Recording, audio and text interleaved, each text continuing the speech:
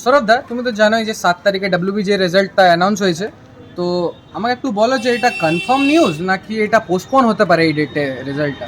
দেখ, ব্যাপারটা হচ্ছে যে ডাব্লিউবিজির অফিসিয়াল যারা অথরিটিস আছেন তারাই কিন্তু এই আপডেটটা দিয়েছে। এবিপি নিউজেই আমি দেখলাম যে ক্লিয়ারলি বলছেন উনি যে 7ই আগস্ট 2025 ডাব্লিউবিজি যে রেজাল্ট আছে সেটা কিন্তু পাবলিশ হবে। ফাইনালি প্রায় 3 মাস কি 100 দিন পর এই আপডেটটা আসছে। আর আমার মনে হয় না এটা পোস্টপন্ড হওয়ার পেছনে কোনো কারণ আছে, কারণ মেন ঝামেলা ছিল ওবিসি। এবার ওবিসির যে কেসটা সেটা অলরেডি রিসলভ হয়ে গেছে, সবাইকে বলা হয়েছে যে আগে যে রুলটা ছিল সেটাই চলবে। যে মাঝখানে ক্যালকাটা হাইকোর্ট যে স্টে অর্ডারটা দিয়েছিল সেটাকে আউট করতে বলেছে অ্যাকর্ডিং টু সুপ্রিম কোর্ট। তো আমার মনে হয় পোস্টপনের আর কোনো জায়গা নেই। ভালোভাবে অ্যালার্ট থেকে সব কটা ইনফরমেশন নিয়ে পর যেন চয়েস ফিলিং কাউন্সিলিং যে ডকুমেন্টসগুলো আছে সেগুলো রেডি করে রাখে। বাকি আমি তো থাকবোই, হেল্প করবো, সেটা ফ্রিতে হোক পেডে হোক।